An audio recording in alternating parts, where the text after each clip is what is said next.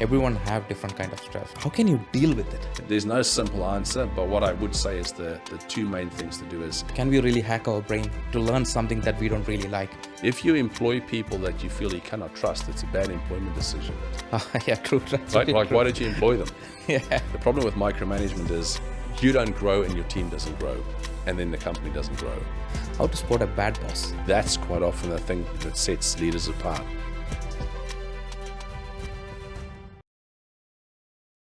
Hello everyone, welcome to Never Late Show with Anuvindh, and this is your nlsa podcast. Today we got an amazing guest who is experienced in behavioral as well as cognitive space. He's a leader, he's a TEDx talker, also he holds a PhD in neuroscience. He has an amazing program for leaders to handle resilience, which is called Deal With It. Let's welcome none other than the director of AIS, Dr. Lehan Stemmet. Welcome, sir. Thank you. Thank you so much for the invitation. Just want to start with a simple question. What is neuroscience? Neuroscience basically is looking at the study of neurons, whether it's neurons in our brain or neurons in other parts of our body. Most neuroscientists would probably think about working in the brain, or when people think about neuroscience, they think about the brain, but there are neurons throughout your body. So neuroscience is the study of neurons throughout our body, mainly the brain and how our brain processes information. Can we really hack our brain to learn something that we don't really like?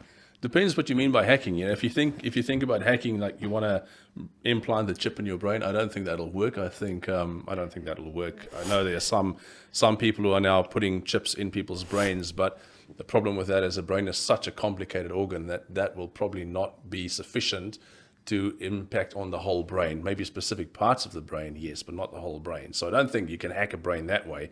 But the other way, psychologically, you can get yourself interested in learning. So one way to think about hacking your brain psychologically is to find something that you're really interested in, to really think about the goals that you want to achieve, to do something that is purposeful, because that way you're more likely to keep your focus, retain your focus, and make sure that you learn as much as possible of what it is that you want to learn about. The second thing to think about is your brain is in two states. It's either busy growing or it's busy dying. And a lot of people don't think about it. And one way to keep your brain growing, so what we might call neurogenesis or synaptic plasticity, those two concepts require you to continue to learn. Yep. Keeps your brain growing, and for many people that's enough motivation. It's to say, look, I'm going to keep on learning because I want to keep my brain young for as long as possible. Even small bits of chunk, it's important. Small chunks of information. Novelty is an interesting thing as well. So something new, something that you're interested in, something that is new. We're wired for that. We're wired for things that are new. Another thing to think about as well is your brain remembers things very well when emotion is attached to whatever it is that you're learning. Okay. And that's quite obvious, you know, when you think about fear. When you think about fear memories, we remember fearful things like a snake or a lion roaring or whatever very well because there's emotion attached to the memory. Yeah. So that's another way to sort of hack your brain psychologically, is find something that you enjoy because there's emotion that goes through that or that goes with that as well. Oh, that's interesting. Yeah. So if I have an exam tomorrow, I've learned nothing about it, and I have to learn something. I have to put some kind of passion towards it to learn, or else it's going to be hard to learn. It's going to be very hard to learn because then you'll be stressed about the exam and the outcome, so you probably won't learn anything. And if someone is very interested in learning something, they'll probably start learning way before the exam. So that's the other thing to think about as well, is you need to chunk your learning throughout, so that when it gets to the time of testing or the time of exam, for example, there's no cramming of the learning. Because one of the really key things about learning effectively is things need to be linked to each other as well. So I don't know if you've ever come across these people who are absolute memory experts. They can just remember a whole lot of stuff. One of the things they do quite often to trick themselves into remembering things is a concept called mnemonics. Mnemonics. And one of the techniques some of them use is they'll imagine, for example, placing things. So let's say that they want to remember a block of cards or a deck of cards.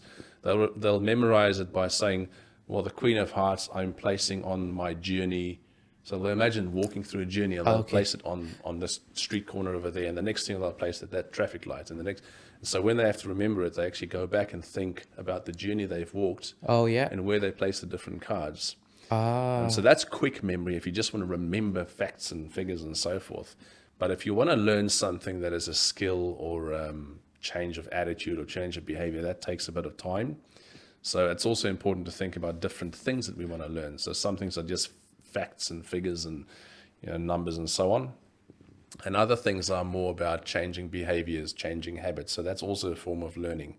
So if you want to change habits, for example, one easy way to, let's call it hack your brain, Yeah. is to change a small thing in your habits by attaching that new habit to something that you're already doing as part of your daily routine. Understood. So you could, for example, say, I want to change a specific habit and think more positively. Yeah. And you attach that thought or that process to, let's say, getting out of bed in the morning. And the first thing you do is say it's going to be a great day before you brush your teeth, because that way it's part of your routine that you're already doing. And then over time, it's the 1% principle. So over time, 1% change here, over time, it actually compounds. So that's the secret. But cramming, I work in tertiary education, cramming learning the day before the exam is not a good idea, because you'll be stressed and your brain doesn't remember things like that when you're stressed. I agree that part. When you talk about stress, everyone have different kind of stress. How can you deal with it? There's no simple answer, but what I would say is the two main things to do is see things for what they are in perspective, because then you'll also find the help that you need.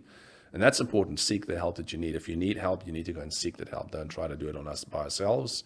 And the second thing is to not ruminate about things or worry. Worry isn't done. You can call worry and rumination. I mean, there's academic debates about whether it's the same thing or not. They're essentially the same thing. Worry doesn't solve problems. I agree. You have to analyze the situation. Exactly. There is no point of looking at the problem and worrying about it. That's really true. Yeah. And what you said there is there's a word for it. So some researchers will call that proactive coping. Okay. So the opposite of it's people who are proactive copers, they find they are solutions driven. So they don't focus so much on the problem. They just want to find out exactly what the problem is so that they can have a good solution. So they move to solution very quickly. And that's a good strategy for resilience as well, as finding the root what's cause. the problem and then find a solution, start working towards a solution. And it might be that you need to get the help of other people. That's fine. Go and seek that help. I'm just curious to know what qualities a leader should have. It's a very important question. And so I've got a good friend of mine. His name is Andre van Heerden. He wrote a book called Leaders and Misleaders, which I highly recommend anybody should read if they're interested in leadership. One of the things that leaders do is to inspire people to do the best that they can. It's Andre's definition. To do the best that they can in the mutual pursuit of a common goal, in a pursuit that's good for everybody. The second thing I would say is I think most people are leaders, if not everybody. Because the important quality of being a good leader is you first need to lead yourself. Okay. And some people think that they will know who they are once they're in a leadership role. If you're genuinely open to what people say, the feedback people give you, whether they are mentors or people you work with, people who lead you or people that you lead. I mean, I think if you're open to that, there's a lot that you can learn even from the people who you lead. So that's also one other key aspect of, I think, leadership is you really need to learn how to communicate effectively. Communication is such an important thing. Authenticity is a word people throw around. I mean, I think just be honest. You don't use the word authenticity as a bit of a word people throw around, but it boils down to be honest. And the word that sometimes goes alongside that is something called integrity. The interesting thing about the word integrity is, if I ask 5 people, what do you think integrity means? They'll probably say it means being honest. Being honest, yeah. Well, yeah, that's one part of it. Honesty is part of integrity, but integrity means being whole. So let's say a leader with good integrity it's not just somebody who's good and honest. It's somebody who understands financials. It's somebody who understands people. It's somebody who understands business models. It's somebody who's a strategic thinker who can come up with ideas. It's the whole package, and that's something you develop over time. I'd also say that don't wait until you think you're ready to be a leader. Understood. So my point there is, as a leader, you never stop learning and growing. And if you're not willing to learn and grow, don't be a leader, because there's always going to be a new challenge. One other thing to think of is think about sort of three core things of being a leader. Yep. You need to be able to be very strategic, and you need to have some understanding of operational requirements. The skill that remains consistent regardless of whether you work in an operational level or whether you work in a senior leadership level, the one skill that remains consistent, that predicts efficiency and effectiveness, is your skill to work with other humans. Yep. That's quite often the thing that sets leaders apart. Okay. Communication, strategic Communication, thinking. strategic thinking. There's maybe a sideline thing that I come across quite often, which is trust. Trust. So, That's very important. if you employ people that you feel you cannot trust, it's a bad employment decision. Yeah, true. That's Right? very Like, true. why did you employ them? Yeah, So that's if you, very true. If you employ the right people, trust them to do what they need to do. True. So I think just trust people, not just in terms of honesty, but trust people that they have the skills that they need to do what needs to be done. And if they don't, they will develop the skills that they need. Yep. And then support them in that as well. I think is a good thing. And then be trustworthy. Yeah, I agree. People need to. You can talk about things like, do I command respect or do I demand respect? They're two different. Do you things. earn the respect? And earn them, right? So commanding respect is earning respect. Demanding respect is basically wanting respect that you're not due. So there's ways of doing it, and demanding respect is very short-lived. It leads to compliance, and compliance is not effective in the long term. Yeah, true. How to spot a bad boss? If someone is a bad boss, it might be because they were put into a leadership role before they're ready for it. And that's something I come across very often as people who are often put into a leadership role because they were very good at what they do, technically or administratively, but not good with people. Good with that means again comes with the communication and trust, I believe. Communication and trust. I think those things are essential for good leadership. Yeah, I've seen micromanage become worst in any team. If a manager doing a micromanagement in the team, that team is destroyed. Well, micromanagement is an interesting thing because many people who use micromanagement do it actually, I find, out of fear. They want to be in control because they're concerned that things might not go the way they want it to go. The problem with micromanagement is you don't grow and your team doesn't grow, and then the company doesn't grow. Yeah. So every leader makes bad decisions. Yes. There's so many. That's how we learn as well, right? Exactly. And the thing is, if you want to spot a bad manager, it's not necessarily the one who makes a bad decision. It's one who makes a bad decision, knows it's a bad decision, and refuses to change. A manager who says, look, I don't know, or I made a mistake, generally speaking, they also get the respect of the people they work with. True. And I think that's true for anybody. People can forgive a mistake if you own the mistake and fix it. Another thing I just curious to know about, as you are in education industry from quite a long time, how is the market evolving at the moment? And what's fascinating for me about education is that education, and I need to say this respectfully because I think, you need to be able to study something within a specific subject matter. Whether you work in biochemistry or psychology, medicine, business, any discipline, there's IT involved. You can't imagine any of those things without IT. Yep. IT has an influence, or it can be used as an effective tool in any of those. But it's very hard to see how IT and the tools of IT, for example, cloud computing, software development principles, Cybersecurity, AI, how cybersecurity, how those things are fed into any other program. I don't think it's done intentionally enough yet. Okay. I've spoken to chartered accountants as an example, and a lot of them say to me that the accounting software now is so good that you almost don't need the chartered accountant to do the accounting stuff anymore. So they had to rethink their function within the business world as well. Yeah. And that's where I see the education sector changing, is the way we develop skill sets for people is quite different now. We've got to help them to think very differently. So if you think about AI, for example, I don't necessarily need to teach you how to develop AI, language structures if you're studying business, but I do need to show you how to interpret whether AI was used in the right way. Yeah, understand basic fundamentals. Exactly, and I think that's what education is trying to do, is to change the way we interact with the different technologies, because that's just going to keep on. The second thing I think is really important is, with things changing so fast, what education needs to get its head around is to let's put it, stop getting rid of philosophy departments. Philosophy department. Because philosophy departments is where you learn to think. Okay, So we need to that's find a way interesting. to bring thinking back into everything that people study. Critical thinking is Critical essential. thinking, You know, yeah. so Okay. critical thinking is what people used to learn in philosophy. But if you take away philosophy departments, where else do you put that skill set? That's an interesting perspective as well. I never thought about that, technical skills or any management or any cloud computing skills or cybersecurity skills. You got the skills that, but the critical thinking makes that knowledge useful. It makes it useful. And the second thing to think about is, so whether you do science, so as a science graduate, as a psychology graduate, a lot of what you do is needs to be ethical as well. So that's one of the other things where philosophy was quite useful, because people learn how to think ethically. So if you're going to develop AI or new technology, self-driving cars and all those sort of things, is the technical skills helps you to develop the technology. But then there is this, so how do we use this ethically?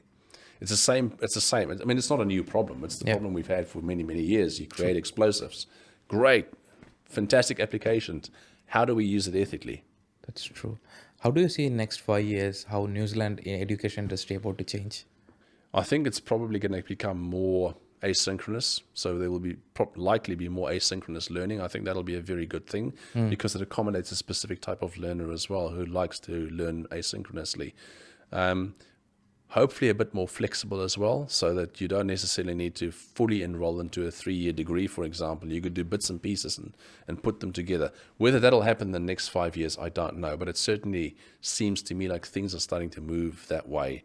Which means like you can study whatever you like, then combine them into a course. If you think about somebody who's 18 years old, they're straight out of school, they might not yet know where the world's going for them. They just don't have that level of wisdom and insight and the wisdom of hindsight yet. So they might have to work with somebody to say, look, what is it that you think you might be good at? Have you considered the following things? How do you, for example, create a qualification or a program of study for you that gives you a wide enough bunch of transferable skills that you can apply in different settings, however the world changes, or wherever you find yourself, while being a specialist. So quite often we talk about T-shaped careers. So broadly skilled, but with a specialist skill. So T-shaped careers is what a lot of places talk about. In New Zealand, that's what I see. A lot of businesses they want people who can do a lot of different things, but they'll employ them to do a specific thing as well as. Okay. And that's the nature of having small businesses, mostly in New Zealand. And I think more applied learning. So more sort of in-work learning, and then we'll assess whether those skills are the kind of meets what we call the learning outcomes. Okay. And then the next thing, I mean, it's hard to predict the future because it changes so fast. But the next thing I think is also important is credentials, an industry recognized credential. Okay, understood. Like certifications and all. Like a certification, because in certain industries, I think the certification Cloud is computing really, specifically. really important. Yeah, I've seen that. Yeah.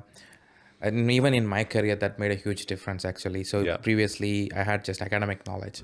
The cloud computing certifications or cybersecurity certifications made a huge impact on even applying for jobs. I can That imagine. literally shortlisted.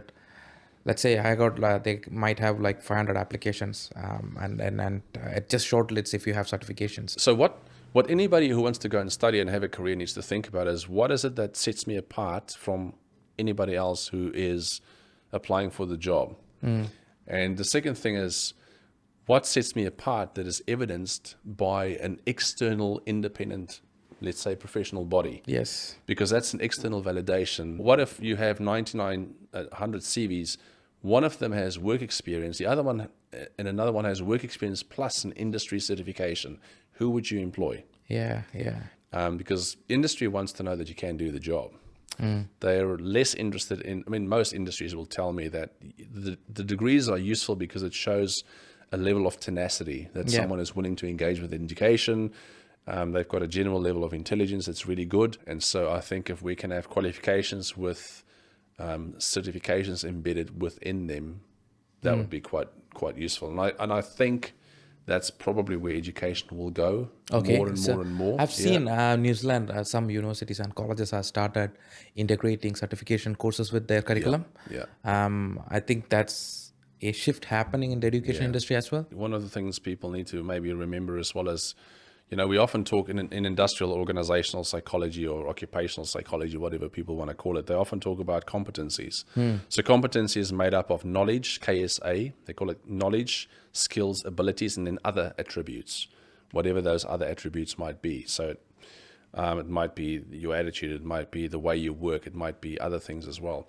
So those competencies are very important. But one of the things that always stands out, regardless of where someone is from, is it's like these two golden threads in when someone is a good worker. And the one is there needs to be a general level of intelligence. Yeah. You need to be reasonably intelligent. I'm not talking IQ. Yeah. Like common Intelligence, common sense kind of intelligence. You know how to think logically, you know how to problem solve. And then the second thing I'd say is conscientiousness. What's that? So conscientiousness is basically getting done what needs to be done. Oh, okay. It's dedication, it's tenacity, it's focus, it's that sort of that attitude, whatever you want to call it. But it's conscientiousness is, I think, the other biggest predictor of whether someone will be successful, once again, regardless of where they're from. Okay. So you can apply that principle to whether someone lives in some desert somewhere, because you need to be reasonably intelligent to be able to live in a desert and figure out what's the lay of the land, where do I get food and water and so forth, and remember that. And then you need to do it, which is where the conscientiousness comes in. So basically it's intelligence plus getting things done. Yeah, it means planning, executing, And in yes, a smarter way. yes, and learning from that experience as well. So yes, you might implement something and then go, oof, it's not worked. What else can I do to change that? So that kind of problem solving is what I pick up in industry is really important. Okay.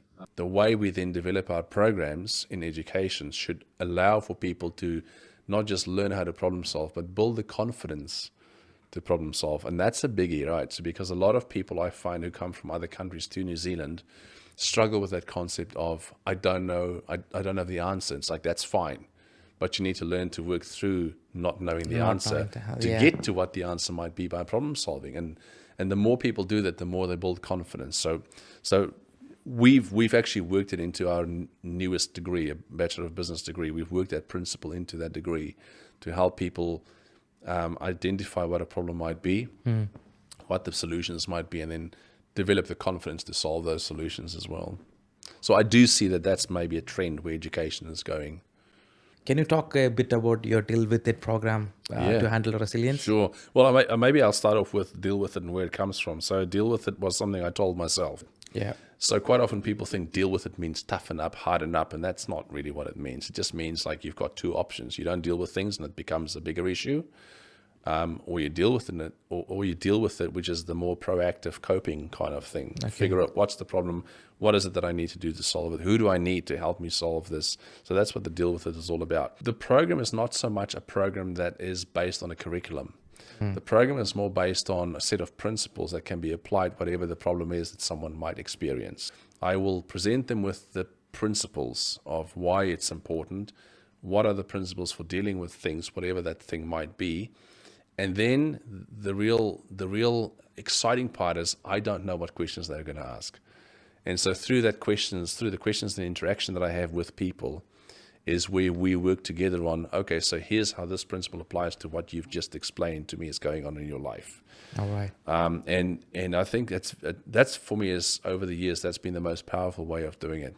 Understood. I can give them the principles, but then they need to figure out what is the problem and what's the best tool that they have access to deal with that thing. Just one last thing I want to ask, there are a lot of new students coming to New Zealand. They have their dreams building here. What advice you can give in simple 5 words? I would say, first of all, don't be worried about anything, but be vigilant to make sure that you plan appropriately and do what you need to do to move towards what it is that you want to do. Be very clear on what the goal is, why you come to New Zealand or any other country, for example. Why do you go anywhere? It's like really be specific about what is it that you want to do. The other thing to think about in New Zealand is sending CVs, for example, is not necessarily going to get a job, right? Yeah. But while you are studying is to network as often with as many people as possible. Usually the best way to do it is to network and get to know people who are in New Zealand already, who are from the country that you're from. because they understand your background, and understand what it takes to settle down in New Zealand as well. So that's quite a useful thing to think about. And then also network with Kiwis, network with people in New Zealand who are from New Zealand originally, who were born here, to get to know the culture. Think about joining a professional body that represents that industry, for example, as well. Quite often those people who are members of those professional bodies or societies, they are the ones who are quite willing to also help you as an international student or as any student to settle in. You might get good work opportunities through that as well. You might get internship opportunities through that as well. So I think the main thing is just to network. Be very clear on the goals. Work hard, but don't just work hard. It needs to be directed. So you need to be focused on what exactly it is. Yeah, work smart. Do the things that matter. Don't just send a million CVs away, for example. Really work smartly with your time. Get to know people. We are foreigners. We are migrants. People don't know. They don't know us. They don't know our surnames. They don't know our culture, and they don't know enough about the context that we come from. Building visibility is very important. So you do need to help them to get to know you, not just the perception that they might have of the country where you're from. Yeah, understood. So that's a big deal, right? And I think the more people get to know you, the more they will open up opportunities. And then I'd say lastly is just be realistic. So if you're realistic, you'll realize that, for example, New Zealand has many small businesses rather than very large businesses. But they make $1 million and $1 billion Exactly. profits in a yearly. Exactly. And so I think it's really useful to remember that there are many small businesses and be okay with that. Yeah. Small businesses in New Zealand need people to solve problems. Yeah. The last thing I'll mention is work very hard on communication. So the ability to communicate your ideas, the ability to understand other people's ideas, the ability to just communicate with people in general is a very useful thing to do in New Zealand as well. Learn to articulate what you mean very carefully and clearly, and learn to ask the right questions of people who try to explain things to you as well. So don't be afraid to say, look, I didn't hear that properly, or I didn't understand that properly, or is this what you meant? So I think that's a very good way to go forward. And then there will be some specific depending on what you study, where you want to work, where you live. Even in New Zealand, there might be a difference. Okay. Yeah. Cool. It means like mainly during the communication time, don't worry about grammar. We all make mistakes, right? Everybody makes mistakes. So it's more about having that courage and communicating the information that you're intended to say. Even if my English is now way better than it was when I was younger, I have to still ask people, is this what you meant? Yeah. And make sure they understood what I meant. Because even if you speak the language well, there are certain ways that we phrase certain things. So when we use certain analogies or metaphors, for example, it might not make sense to someone else. So my point here is be very specific and make sure that people understood what you meant, and ask the question if you weren't sure what someone said. So rather ask the question and than to be concerned about looking stupid. Get it right. Yeah. It's okay to look stupid. That's fine. In initial times, but once you learn. If you come to New Zealand, you might be very surprised how many migrants there are. Yeah. Especially in Auckland. So I think that's a useful thing, and it's a good country. It's a good country. They value honesty. They value honesty. They value value being helpful. Become part of the community. Contribute where you can. So don't necessarily just ask for a job. First, ask how you can help. That's very, very interesting. Analogy, I would say. Yeah. Thank you. And we are running out of time, and I appreciate your time for this amazing podcast. That amazing information that you have passed. Hopefully, we'll meet again when the right time comes in. And thank you for that. Thank you very much for the invitation. Loved speaking to you, and I'm looking forward to seeing more of your podcasts. And I'd encourage everybody to listen to the podcast because thank you very much. I've heard what you've got planned, and I think there'll be some really good content for people to thank you, sir. Thank you engage very with. Much. Thank you very much. I appreciate it. Thank you. Thank you.